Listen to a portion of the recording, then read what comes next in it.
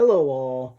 Today we're going to unbox Texas Arrows, which is a Band of Brothers expansion published by Worthington Games.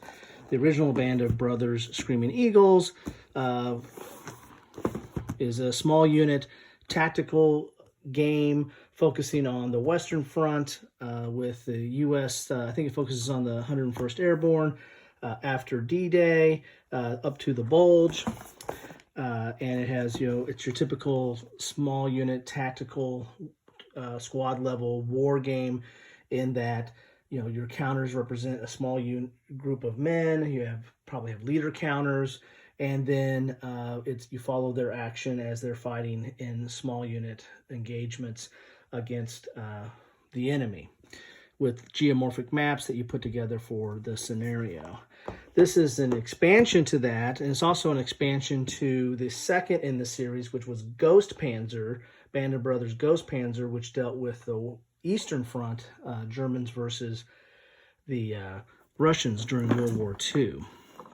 If you look at the back here, Band of Brothers Texas Arrows is the third in a series of fast-playing games of squad-level combat in World War II. It is an expansion that requires both Band of Brothers Screaming Eagles and Band of Brothers Ghost Panzer to play. Texas Arrows centers on the U.S. 36th Texas Infantry Division, and the module gets its name from the arrowhead that they used as a patch. 12 scenarios follow the division from Slanero landings in 1943 up the boot of Italy through France and into Germany. So let's tear into this and see what we have.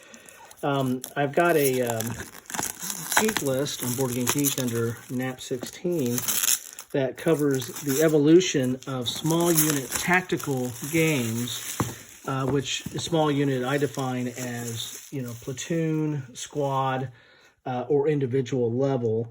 And this is one of the better squad level games. There's a lot of good ones out there. I kind of have a top 12, I think, on that list if you want to check it out.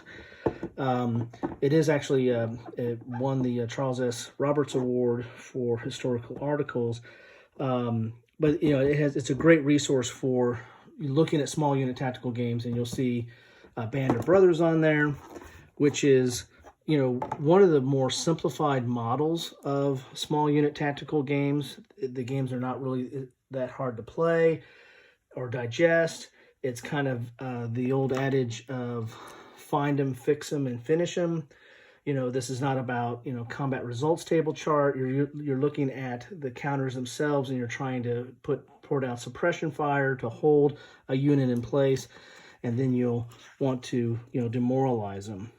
And, that's this top number here. If you look at this as a scenario card, the morale is what this whole line here is where you get your ability to move and do anything in the game. If you don't meet your morale check, you're a sitting duck, so to speak.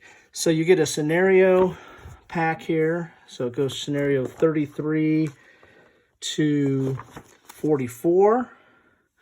You see this full color layout. If you've played Panzer Leader or Squad Leader or any of those kind of games, this is kind of reminiscent of that, of showing you have your turn track, showing where your the maps line up, and then your units that start on the board or any kind of reinforcements and the like.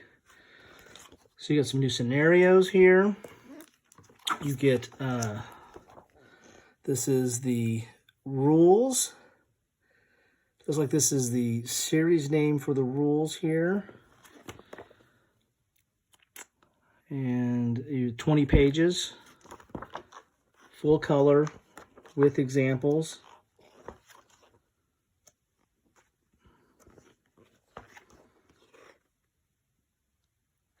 And there's a little bit of a change here, I believe, from the first edition, Screaming Eagles, Band of Brothers, to this and the Ghost Panzer. I think they changed the proficiency to try to streamline the process a little bit better to make it even easier to play. Then you have player's aid card, version 2.1. So there's your train effects, situations, And then your infantry proficient firepower, artillery, gun vehicle proficiency.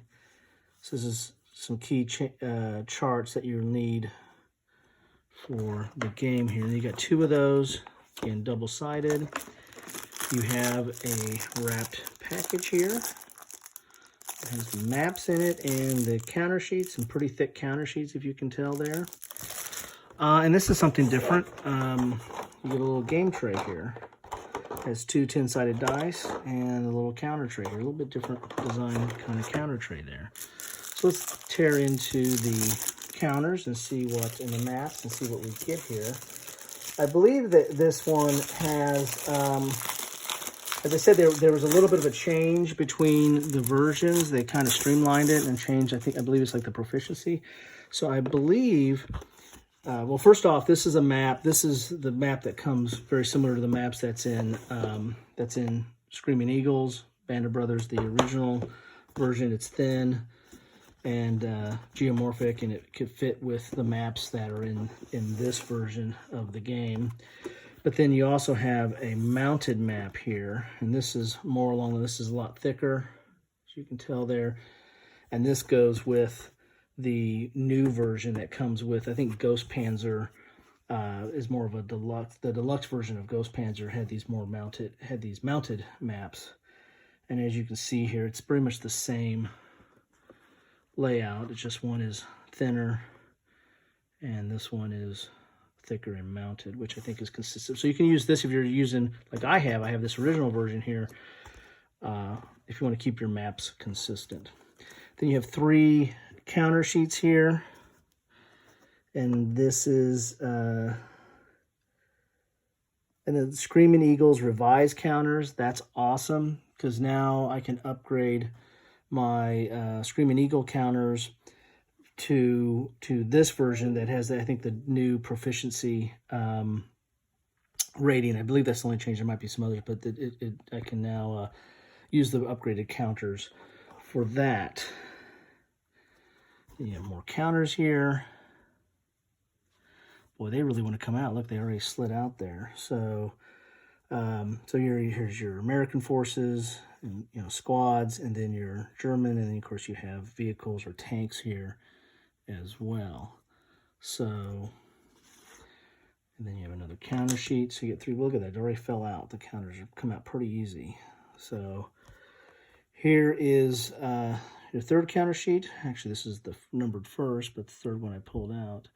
So you get 3 counter sheets in there. And again, these are to supplement the, the Band of Brothers Screaming Eagles, which is the 101st, or Ghost Panzer. There's German in here and Russian, I believe, for Ghost Panzer, so that you could play those scenarios as well. As I said, there's the new scenarios here are not standalone. You're going to need, for the Screaming Eagles scenarios, you're going to need a version of Screaming Eagles, either this version or the, I believe there's a deluxe version of Screaming Eagles that's out now. That's what they produce now.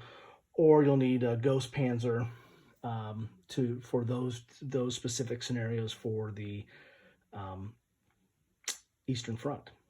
So I hope this was helpful. Hope this is interesting. This is I might do a video that goes more into the gameplay. I might do a series of games that are off that evolution of small unit tactical games list that I have out there, because this is one of the top ones on that list as far as accessibility and gameplay. It's really easy to get into.